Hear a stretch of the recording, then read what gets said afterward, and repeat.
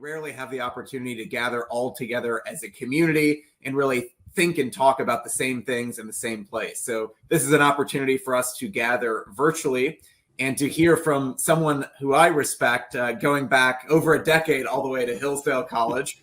It's one of my great regrets that I actually never had a class with Dr. Birzer, although I did hear him lecture many times, both as a student and then afterwards, and then had the immense privilege of working with him, overlapping during our tenures at the American Conservative magazine, which was wonderful to be mentored by him. And several years ago, he actually won ISI's Conservative Book of the Year award for his book on Russell Kirk. And he delivered a talk that I think was one of the most impactful talks I've heard in my whole life. And he followed it up with a lecture on Robert Nisbet for the American Conservative at an event that following year. And it's a real treat to be able to have him here for you all, for your students. And it's an honor to formally introduce him. Bradley J. Birzer is professor of history and Russell Amos Kirk Chair in American Studies at Hillsdale. He is the award-winning author of several books, including those on Russell Kirk, Charles Carroll, Christopher Dawson, and J.R.R. Tolkien. His forthcoming book with ISI Books is Tolkien and the Inklings, The Men of the West. He and his wife have 7 kids, 1 dog, and 5 cats, and they divide their time between Michigan and South Dakota. During the 2014 to 15 academic year, he was the visiting chair in conservative thought and policy at the University of Colorado Boulder.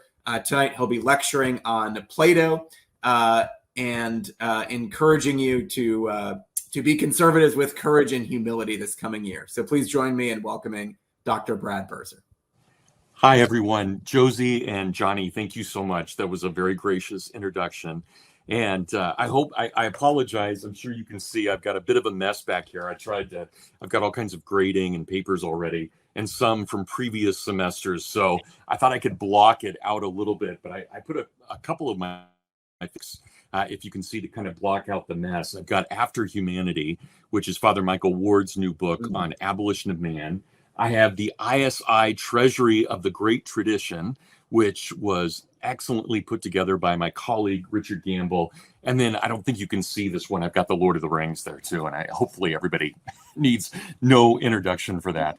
I have been working with ISI now since I was in college, and I was in college at the University of Notre Dame from 1986 until I graduated in the spring of 1990.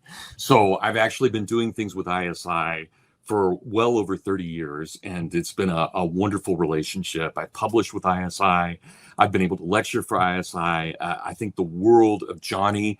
I would consider him and Dan McCarthy at ISI to be 2 of my closest friends and allies in the movement. So just very glad to be here. And I want to thank everybody for welcoming me and being so gracious. And Josie, it's good to meet you as well, even though we've been corresponding. So it's great to actually see you in person. So anyway, good evening, everyone. Tonight, I want to lecture on a title that I didn't actually pick. ISI picked this. So I don't want to take credit for it. I really like the title, Courage and Humility in Pursuit of the Good. But it was one of the titles that ISI actually recommended as we were thinking about what this lecture would be like. And so I am, just to let you know as we begin here, I am absolutely no expert on ancient Greece or on Socrates or on Plato or on Athens. I've had the great privilege at Hillsdale College. I've been here since 1999. I've had the great privilege of teaching the Crito every fall since I got here in 1999, except for when I've been on sabbatical. Or that year I was in Colorado. But generally, that means that I've taught the Crito probably 18 or 19 times over the last 20-some years. And it's been an absolute joy to be able to teach it. And I always try and get my students, and I think it's been fairly successful, but I try and get my students to think about what the Crito means in terms of our understanding of who we are now and what Socrates' position was versus his own population, And obviously, Athens is war-torn at this point. We've had the Peloponnesian Wars, which began about 431 BC and lasted until about 404 BC. So Socrates is executed in 399 BC. That's only 5 years after Sparta and Persia have jointly allied against, and Corinth as well, have jointly allied against Athens and defeated Athens in 404. So you've got this almost gadfly, kind of obnoxious guy. I mean, he's brilliant and I love him. But you've got Socrates walking around questioning everyone about not only their wisdom, but about their virtue. And this would be, just imagine the equivalent of some Yankee walking around Atlanta in 1870 and challenging everyone and saying that essentially the South lost because it lacked virtue.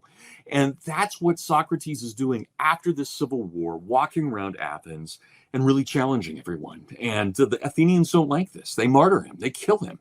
They execute him with hemlock in 399. And of course, when we look at the Western tradition, and if we look at the entirety of the Western tradition, it's not completely unknown to have these martyrs.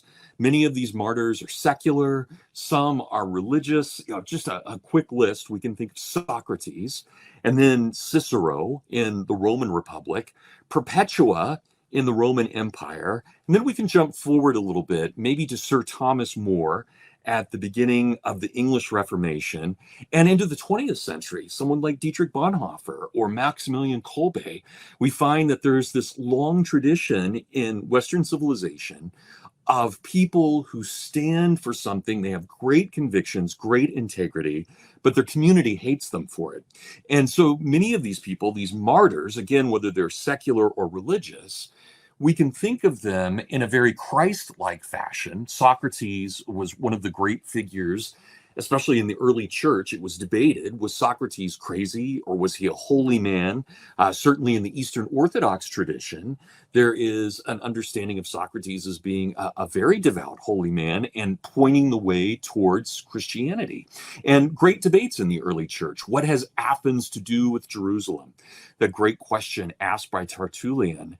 And Tertullian was what we would probably regard, even though he was philosophically trained and using Aristotelian logic, his conclusions would be somewhat what we might consider fundamentalist in this day.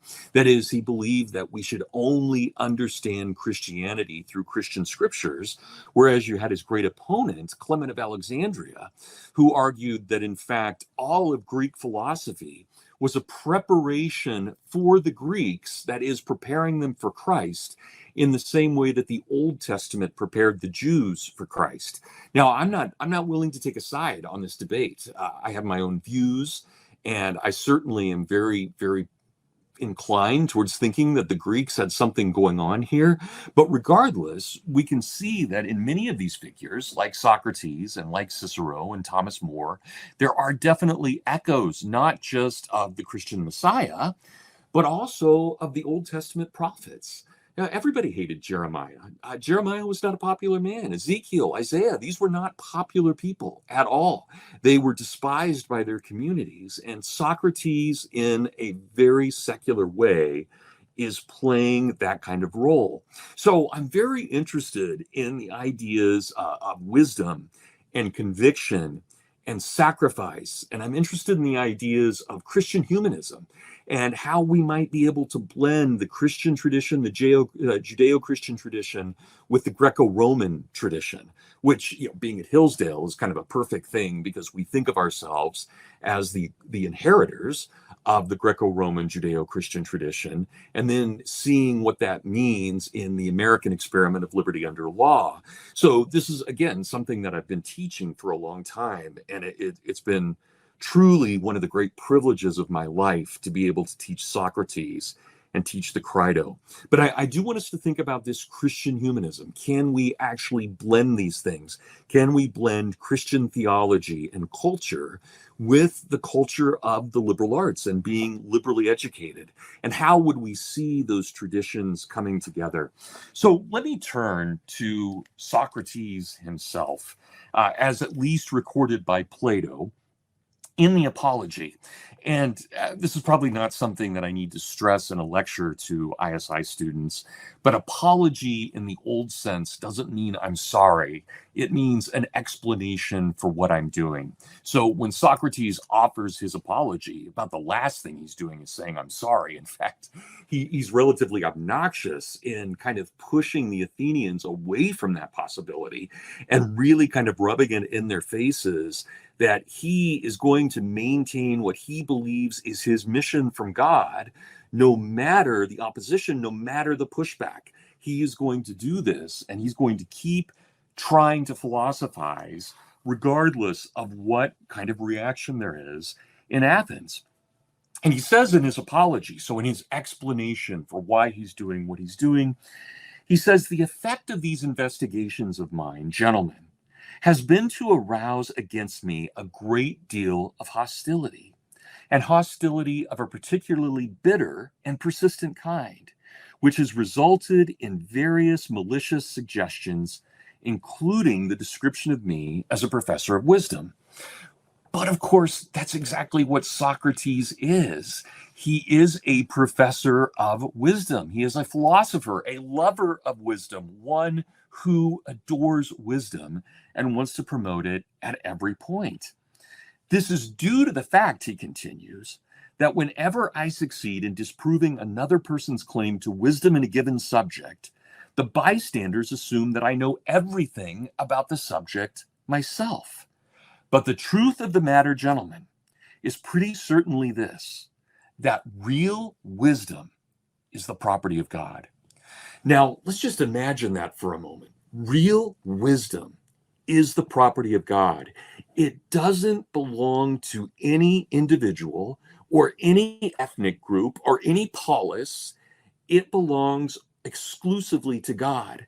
And in that Platonic fashion, at least from what we understand of Plato and Socrates, God, or the celestial king, gives us this kind of, I hesitate to use the word grace because that's too Christian, but he gives us a certain understanding of things as he so wills it.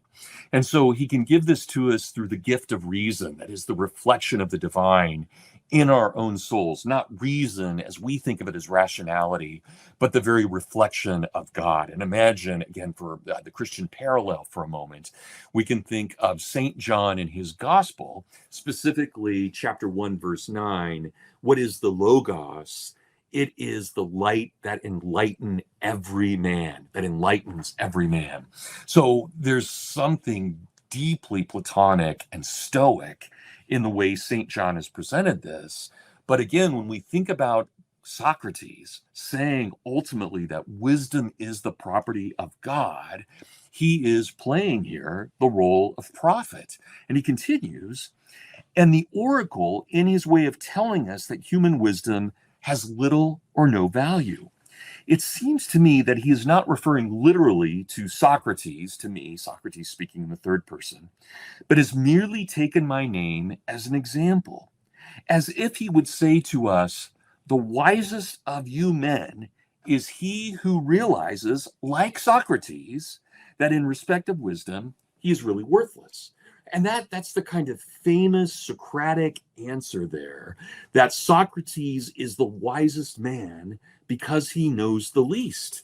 He is actually the least in terms of knowledge, and therefore he has a certain wisdom because he is humble before the very project of wisdom and of knowledge. Again, recognizing God as not just the superior, but the touchstone or the fountainhead of all things. And therefore, Socrates is playing into this. So again, the wisest of you men is he who realizes with Socrates, or like Socrates, that in respect of wisdom, he is really worthless. That is why I, Socrates, go about seeking and searching in obedience to this divine command. If I think that anyone is wise, whether citizen or stranger, so it doesn't matter if you're a member of the Athenian polis or not. If you happen to be on Athenian soil and you encounter Socrates, he will question you. And when I think that any person is not wise, I try to help the god by proving that he is not. So again, as much as we could love Socrates and admire him for this, it's obnoxious. Socrates is walking around in Athens and questioning everybody about their own beliefs, not just about the large scale beliefs, but their particular beliefs for their own profession. So law or music or whatever it may be, he drills down on these people and tries to find out if they are actually wise or not. And almost always showing, of course, that his opponents are not wise. And he believes that this is a divine command by God to Socrates to play the role of the gadfly and to walk around. Socrates continues in his apology then and doubles down. Gentlemen, I am very grateful and devoted, but I owe a greater obedience to God, capital G, at least in my translation here, than to you. And so long as I draw breath and have my faculties, I shall never stop practicing philosophy and exhorting you and elucidating the truth for everyone that I meet. And I shall do this to everyone that I meet, young or old, foreigner or fellow citizen, but especially to you, my fellow citizens, inasmuch as you were closer to me in kinship. And this, we have to just pause for a moment. We've got to remember that the polis was something that we really can't translate into modern English. I know that we always use the term city-state, but that's not quite accurate. Polis is more like a family or a community, a parish. It is something that we have an intimate relationship with at a very local level. And we think of the fellow members of the polis as family, not just as fellow citizens, but really as members of the family. And that's something that Socrates is trying to draw out here. This, I do assure you, is what my God commands. And it is my belief that no greater good has ever befallen you in the city than my service to God. For I spend all my time going about trying to persuade you, young and old, to make your first and chief concern not for your bodies, nor for your possessions, but for the highest welfare of your soul. All right, it's getting a little less obnoxious now. Now Socrates is telling people, think about what's eternal. Your wealth is not eternal. Your body is not eternal.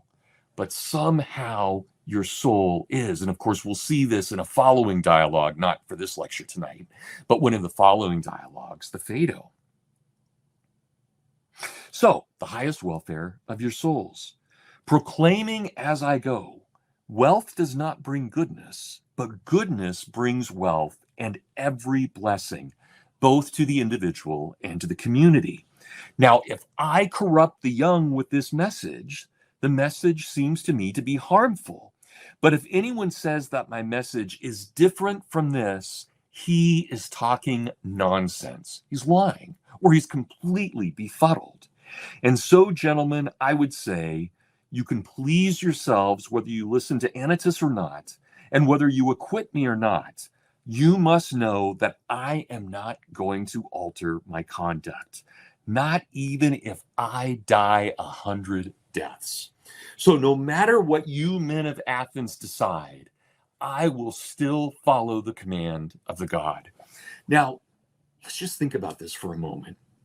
Imagine what a world it would be if we all lived according to that integrity, if we all lived by the command of God, by the virtues of God, by the 10 Commandments, by the promises of the New Testament. Imagine if we actually lived by that. And of course, it is an imaginary world. It's not the real world of fallen men and women. But this is what Socrates is imagining in Athens. What if we could get everybody to think of themselves, as C.S. Lewis will later say, as bearing the weight of glory? What if we could think of every one of us as an eternal soul, rather than just as a body, and rather than just as a possessor of wealth? It would be a radically different world. And then we get into the Crito itself, this great dialogue. Crito probably was Socrates' best friend. They probably grew up together. They were probably in the hoplite together. They probably served in Athens together. and Crito has been visiting Socrates in prison. Socrates is awaiting execution. Obviously, he could have apologized in our modern sense of saying, I'm sorry. He refused to do that. He could have escaped. He refused to do that as well. Crito, as his great friend, is distraught over this. Crito is thinking more with his emotions than with his reason. Socrates is not going to let him off for this. But we find at the opening of the Crito that Crito has come to visit Socrates early in the morning, and the warden at the prison has just allowed Crito to enter. We can also presume, I think, that Plato is probably here as well. Right? Somebody's recording this dialogue. I mean, it's possible, of course, that Plato made all of this up, but I'm going to be less cynical and say that probably Plato is here at this point, listening to this conversation with Socrates and Crito. And one of my favorite parts of the Crito is just right at the beginning when Crito says, I'm sorry that I've woken you up. And Socrates says, it's fine. So we get this dialogue. Socrates, will Crito, I hope that it may be for the best. If the gods will it so, so be it. All the same, I don't think the boat will arrive today. So when the boat arrives, this will be at the moment then of the execution of Socrates. Crito, what makes you think that? Socrates responds, I will try to explain. I think I'm right in saying that I have to die on the day after the boat arrives. Crito responds, well, that's what the authorities say, at any rate. Socrates then replies, then I don't think it will arrive on this day. That is just beginning, but on the day after. I'm going by a dream that I had in the night. Only a little while ago, it looks as though you were right not to wake me up immediately. Crito, well, what was your dream about? Socrates, I saw a gloriously beautiful woman dressed in white robes who came up to me and addressed me in these words, Socrates, to the pleasant land of Pythia on the third day you shall come. Okay.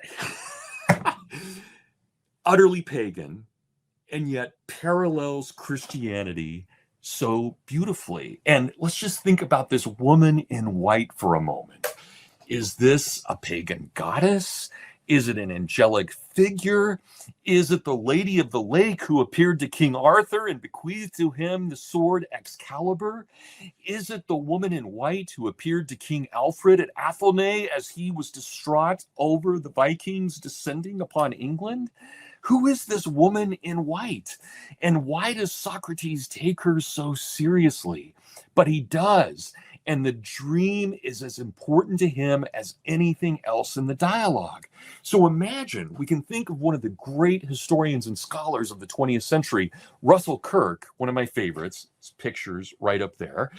Russell Kirk in his excellent book, The Roots of American Order, basically says that if we are to understand the Greeks, we understand them as giving us the order of the mind.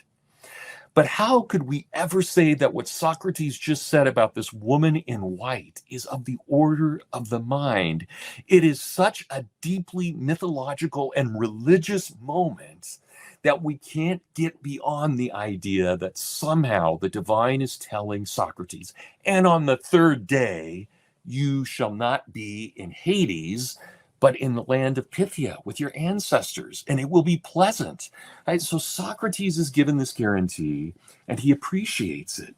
Now, I want to make another comparison here. Socrates and Cicero. Cicero, the great martyr of the Roman Republic. Cicero also made statements about the God and the meaning of a God.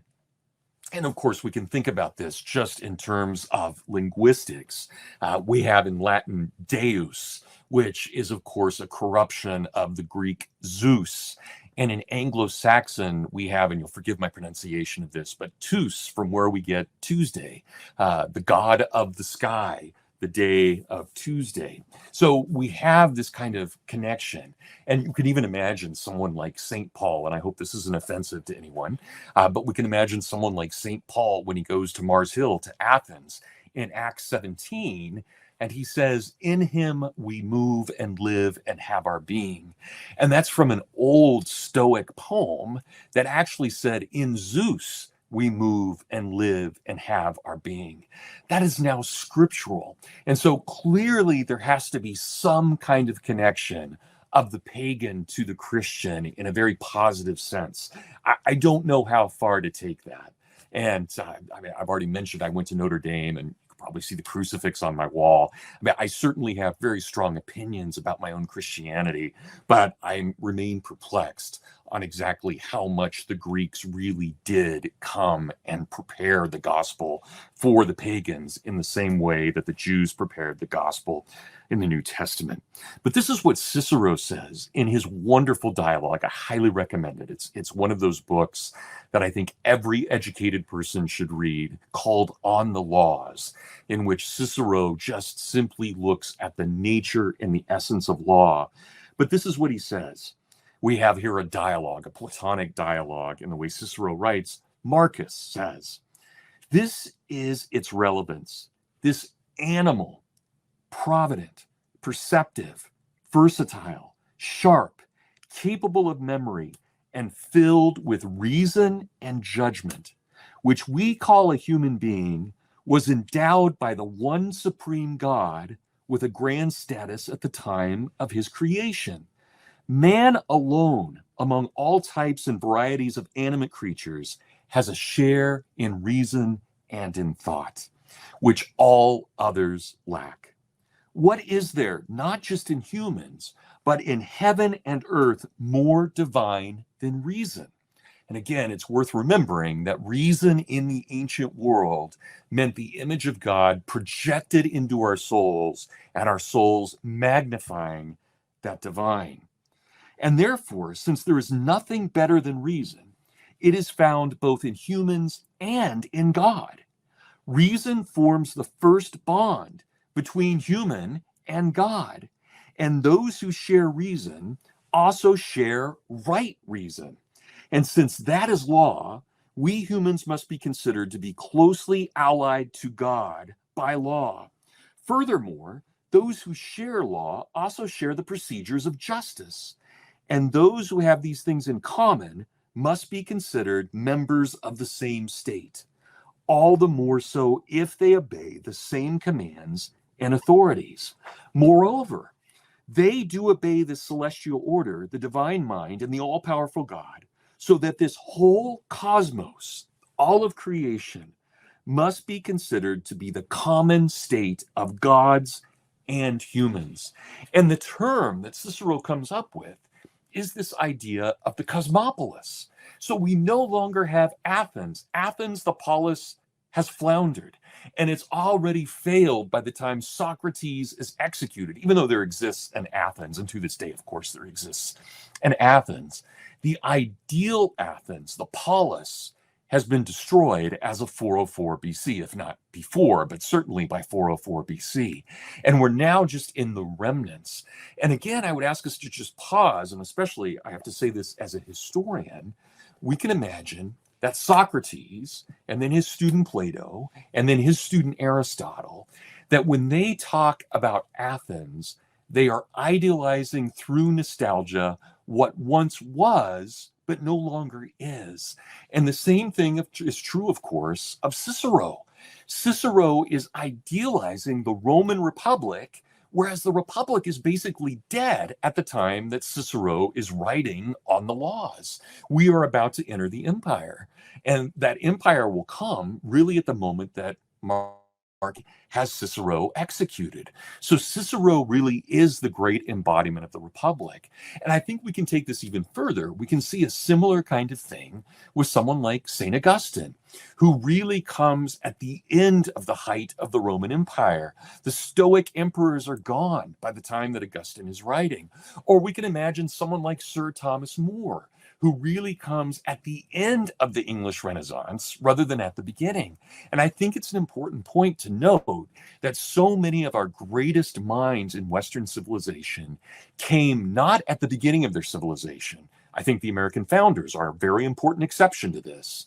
But I think that most of our great thinkers have come not only after their civilizations have fallen, but immediately after, where through nostalgia, they idealized what had been right before. But let's get back to Socrates. Socrates, in his dialogue with Crito, comes to this great moment. And I think that whenever I hear, and I get very upset about this, as someone who considers himself a citizen of Western civilization, and I just turned 55 2 days ago. So as far back as I remember, I've always loved Western civilization. I get very, very upset when I hear people dismiss Western civilization as merely sexist or racist or imperialist.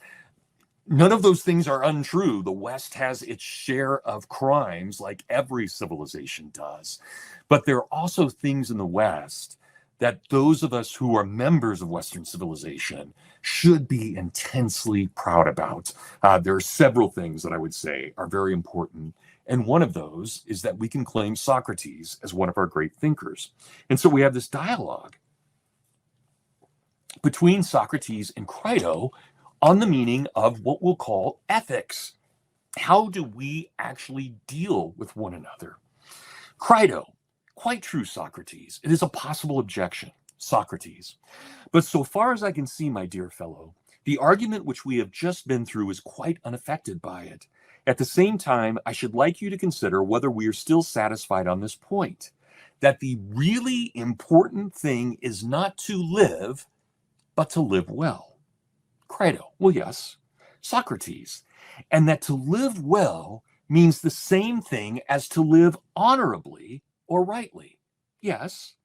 Socrates again, then in the light of this agreement, we must consider whether or not it is right for me to try to get away without an official discharge. If it turns out to be right, we must make the attempt, right? I'll try and escape from Athens. But if not, we must let this matter drop.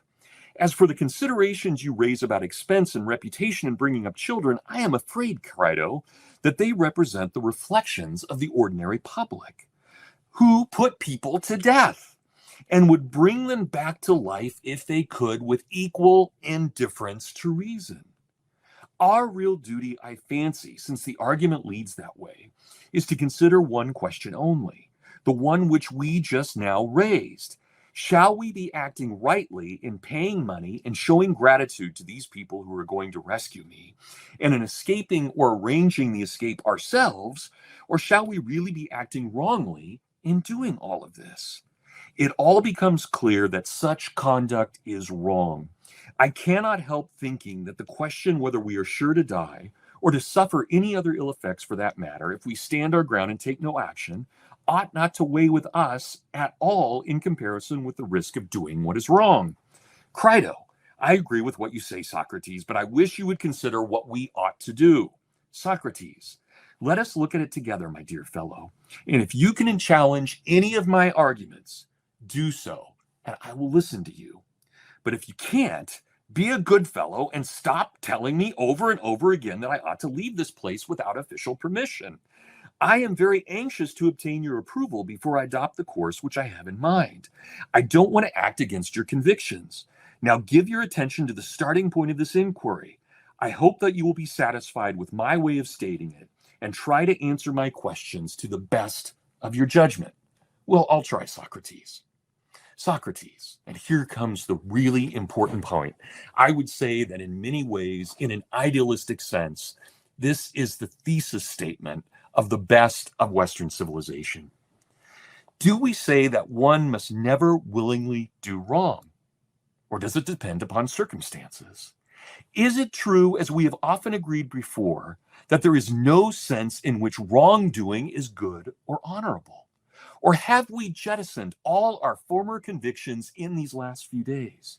Can you and I at our age, Crito, have spent all these years in serious discussion without realizing that we were not better than a pair of children?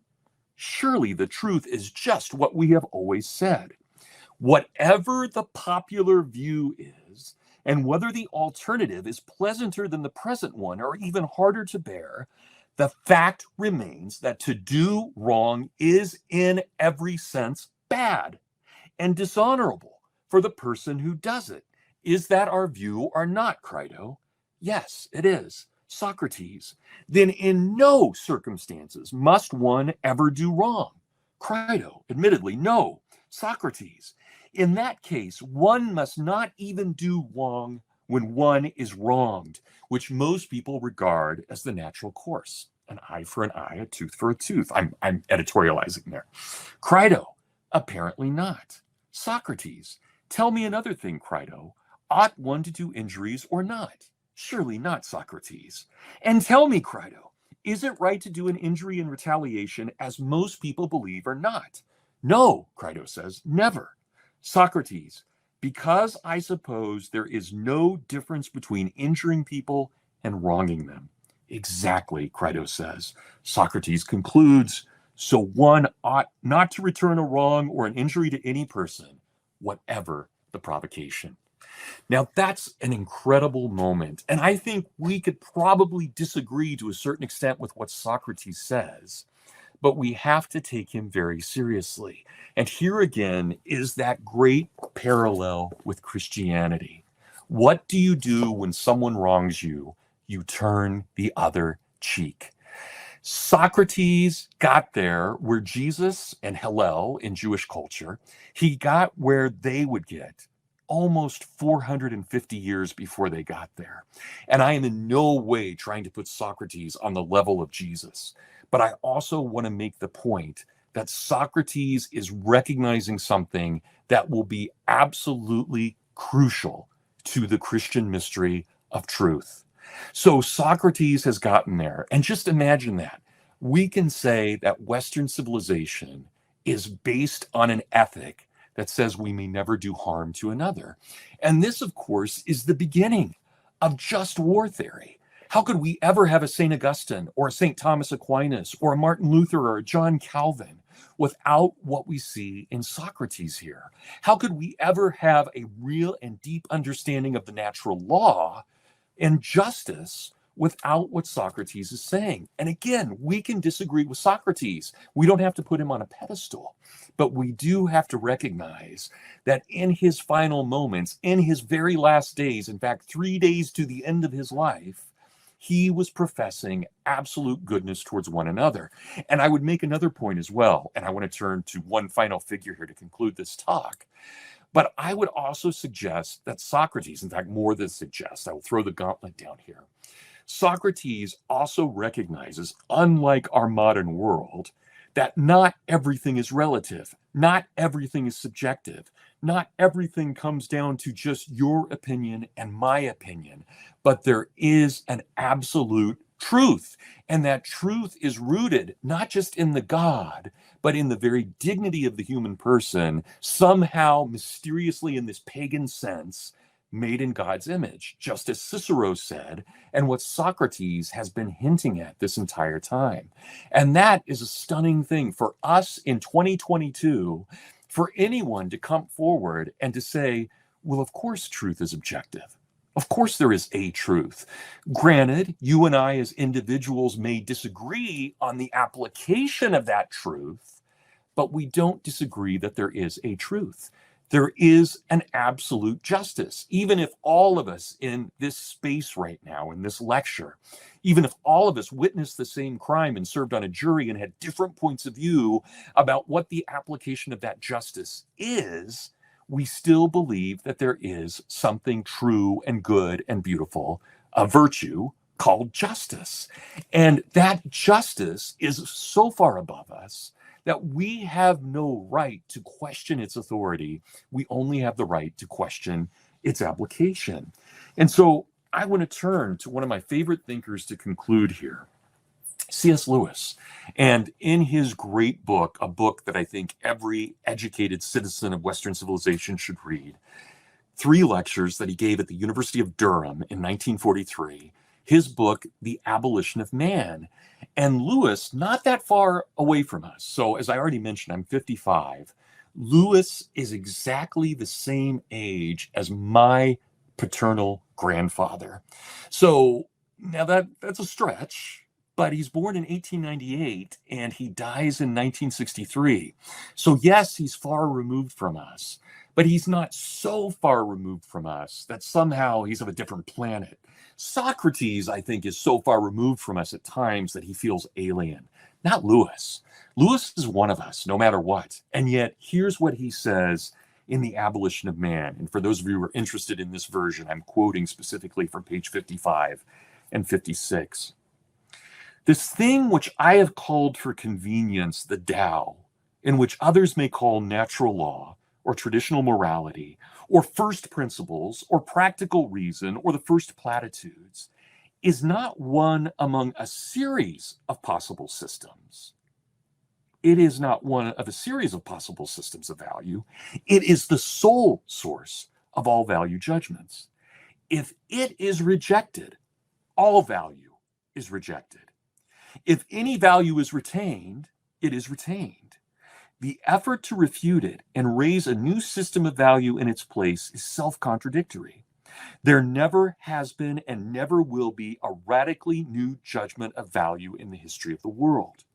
What purports to be new systems, or as they now call them, ideologies, all consist of fragments from the Tao itself, arbitrarily wrenched from their context in the whole, and then swollen to madness in their isolation.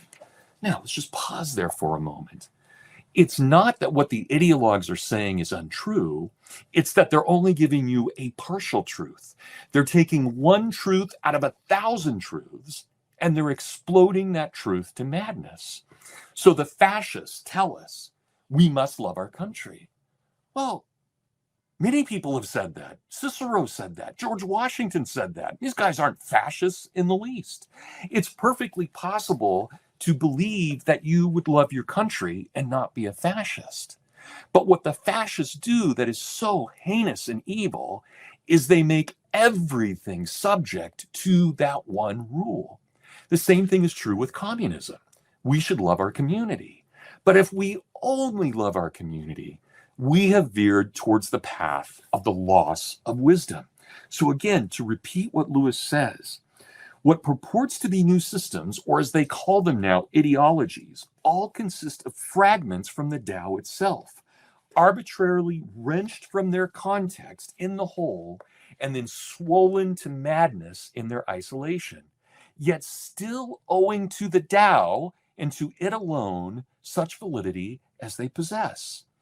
If my duty to my parents is a superstition, then so is my duty to my posterity. If justice is a superstition, then so is my duty to my country or my people. If the pursuit of scientific knowledge is a real value, then so is conjugal fidelity. The rebellion of new ideologies against the Tao is a rebellion of the branches against the tree. If the rebels could succeed, they would find that they had only destroyed themselves.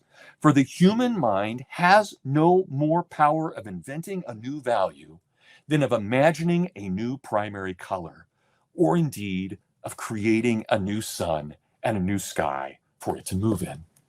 That's Lewis, 1943. And this is where I love Lewis, I love Socrates, and I love Cicero. They give us the weapons and the means by which to challenge the radical subjectivism and relativism of our day. They don't give us absolute answers because, of course, those absolutes are too far above us, but they point in the right direction.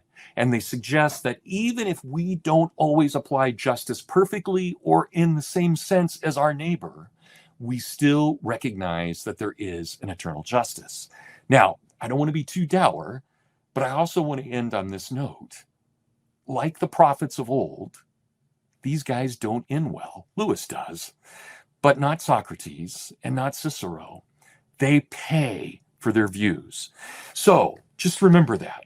It's one thing to be like Socrates and Cicero, but like all good things, there's a cost. And sometimes that cost is very, very high. But in the end, we don't remember Crito very well. We definitely remember Socrates. We don't remember Cicero's best friend, but we remember Cicero. They have clearly made a mark, and they've pointed the direction that I think we, as citizens of Western civilization, should look as well. So thank you all very much. Thank you so much, Brad. You're welcome, Josie. Thank you. Follow that up in any way. But I was hoping that we could, it's so strange too, to like not solicit applause, but again, thank you so much. That's okay. Maybe everyone's clapping in their own, in front of their monitors. I'll just pretend that's the case right now. Effect or something.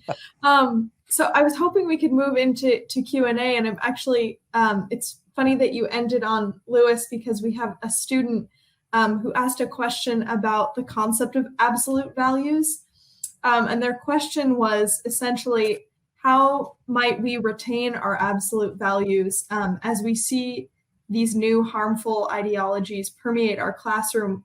And more specifically, how do we translate those absolute values to those, maybe our fellow students, who are taken in by the fragments? I think you used the phrase exploding the truth to madness. And I don't know, my experience as an undergrad, that was Lewis. Well, I can, it really, that spoke to me, because that's how it feels sometimes, I think, in a classroom, perhaps not a Hillsdale classroom, but some other university. So thanks, Josie. And thanks to the student who asked that question. This is a hard one. And it really is in many ways the essence of conservatism. And I think it's the essence of what ISI does. I think other groups like Liberty Fund, TFAS, Acton Institute, FEE, I think there are a number of groups that really do try and promote this very complex understanding of the human person. But I would ask to at least remind all of us that Western civilization traditionally has also believed, and to your point you just made a second ago, Josie, the Western tradition has generally believed that evil is not a thing in and of itself. It is the absence or perversion of good. And I think that's generally where Socrates is really coming from. Certainly it's where Lewis is coming from. I mean, there's no question that that's Lewis's view. And we see that in Lewis's fiction as well as in his writings. But this is one of those things where we have to remember the virtues of prudence, right? The ability to discern good from evil, the virtue of justice, to give each his due, the virtue of temperance, to use the created goods for good, and the virtue of fortitude, to do what's right no matter the cost. And we have to be able to balance those things. And this is where I think, as individual human beings with dignity, this is what we do at every moment of every day. And it doesn't matter if you're in the classroom and you're deciding to behave in a certain way, or if you're in the cafeteria and you're trying to decide how to behave in a different situation, or if you're on the quad, wherever you may be, or in your dorm room, or in your sorority or your fraternity, wherever you may be, we're always asking these questions about behavior, and context matters. So if ISI asks me to give a lecture and I don't show up, even though I had agreed to do this, or let's say that I tried to do some kind of stand-up comedy routine for the last 50 minutes, I clearly would be violating the principles of virtue, because I'm not behaving in a way that's expected of me. And the same thing is true of the way my students act in a classroom or elsewhere. It's the way we all act. It's my job as a father, my job as a husband, my job as a professor, to understand those contexts and to really try and determine. So my point is that when we as individuals apply these objective truths to our moments, we're going to make mistakes, and that's okay. We're going to learn from those mistakes as well. And sometimes we're not going to always apply things as perfectly, because we're fallen human beings. And so it's one of those things where we have to recognize, and I think we have to be charitable to ourselves. We have to be able to forgive ourselves that there are just times we do wrong things. And all we can really do is hope that we don't do them again in that same way, that we've learned from our mistakes. But all of that is us applying what we believe to be good and true and beautiful to every moment in our lives. And I would encourage that. I mean, this is, it's just very important, I think, that we always, and this is C.S. Lewis again, but that when we look at someone, we don't see merely the accidents of who they are, and not that the accidents aren't important, but that we look actually, as Socrates was saying, as Cicero was saying, as Lewis says, that we actually look at them as eternal souls, that we're looking at someone who does possess within them eternity. And you'll imagine if we actually treated everybody that way, we wouldn't have problems of racism. We wouldn't have problems. I mean, we could overcome so much if we just treated someone as a soul, rather than as merely a body who happens to be in our space for a moment. moment. So, but this is, I don't have an exact answer for you, only that we're always trying to apply these timeless things to time. And there will always be a bit of a disconnect between what is eternally true and what we're doing at the moment. No, I think that's great. It's actually quite perfectly, it segues into this next question, which I think you essentially already answered. But the student was asking, similar to the former student, how might I find the balance between courage and prudence? And they go on to say that, living by the will of God or thinking of ourselves as eternal souls, that requires a significant amount of courage. But courage we often equate with speaking out. And so kind of this student is wondering, balancing those times, when do I speak out? When do I stay quiet? And I think, the phrase you used, applying these objective principles to the daily moments, is helpful, because obviously there's no one answer for these things. Yeah. And thank you for that question. And Josie, thanks for relaying it. This is a great tension in those four virtues. And the classic tension, and this is a classic tension in Western civilization, how do we balance prudence with fortitude? And we've seen lots of people have acted imprudently from time to time in our modern sense.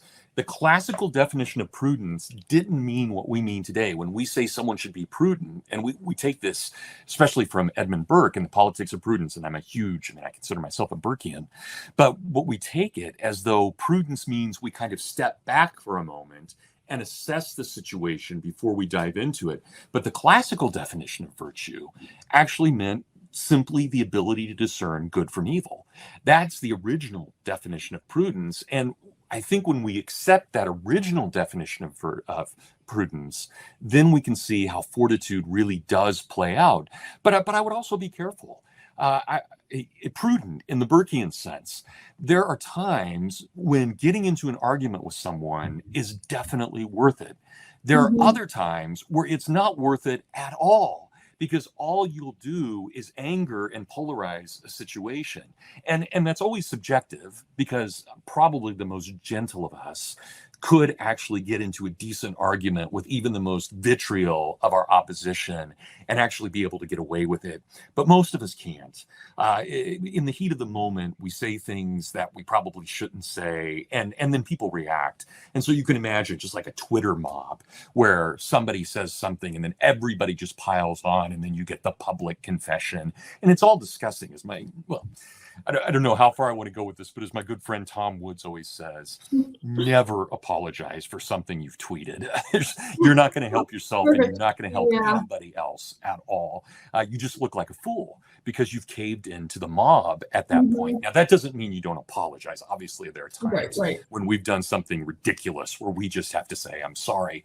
But I think that's one of those moments. When do you argue? And if you're in the middle of a classroom and your professor is holding court, and your professor has most of the classroom with her or him on a belief that's completely contrary to yours, it may not be the best moment to bring up opposition to that professor. It may be worthwhile doing it later, maybe in a private conversation with other people, or in a private conversation with the professor, depending on the personality of that professor, and you have to be careful.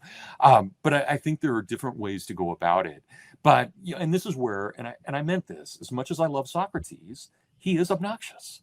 And I thank God for him being that obnoxious, because he made history. But we don't all have the ability to do that, nor should we always behave in that fashion. Right. There's a time for everything. Exactly. Right. And context really matters. It really matters. And you don't want to ruin a family dinner because you get ticked off at your brother.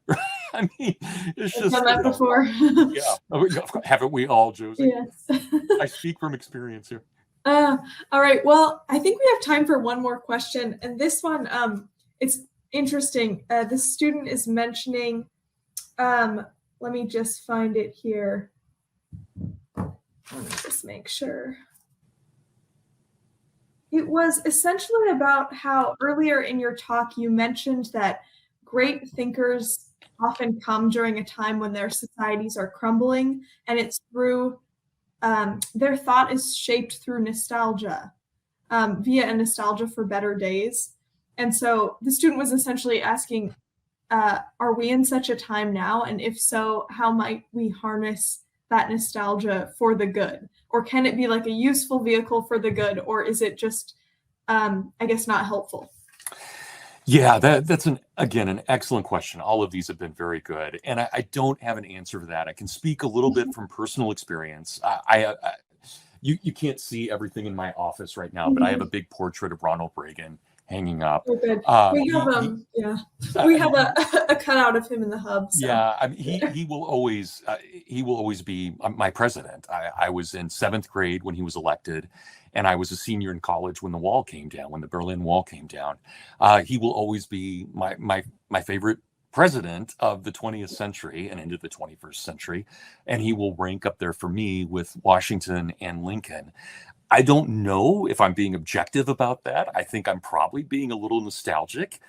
When I watch Stranger Things, I'm very nostalgic. I'm the exact same age that Nancy would be in Stranger Things, and I can see things in that show that really resonate with me as a young kid growing up, playing Dungeons and Dragons, being the nerd kid. All of that was very much my 80s. So I don't mean to answer this by purely being personal, but I think that we all have. I mean, and it's not just Reagan, Pope John Paul II, and Margaret Thatcher, and even lesser figures on the world stage like the German Chancellor at the time, Helmut Kohl. I still have great feelings towards those guys because they won the Cold War, and so it's hard not to be somewhat nostalgic, even though it's 30 years ago now, and over half my lifetime away. It's hard not to be nostalgic about those things, and I think nostalgia can be very dangerous, but I think it can be very healthy too. And I think when it's put into a proper perspective, it does allow us to be somewhat objective about the present moment, because we can recognize, well, this is not quite what it was. And what it was will always be, to a certain extent, idealized in our lives. But I think we can still try and find that balance between what is dangerous in nostalgia and what is good. But as the older I get, the more I'm taken with the idea of nostalgia as a powerful force in our lives. Mm-hmm. Well, I always feel nostalgic in the fall, like post-college. There's something about the new pencils and the leaves. And if you spend any time in a college and campus, the smell of leaves. And yes, exactly. There's something about that. Yeah. Well, Agreed. Thank you so much, Brad. And thank you to Josie, everyone thank you. Who tuned in. Again, if you have any questions about ISI, talk to Brad. No, you can email me and just respond to one of the invitations that we sent you. But yeah, again, just want to say thank you so much, Brad. It's so fun to talk to you at the end here and relay these questions. And I'm sure that Josie, our paths will cross again soon. I hope so. And this was such a privilege for me to be able to give back something to ISI, because ISI has given so much to me. And I'm very grateful for that. Well, we're grateful that you said yes. And on that note, I think we're going to call it a night. And I hope all the rest of you out there who I can't see, that you have a lovely evening. Bye, everyone.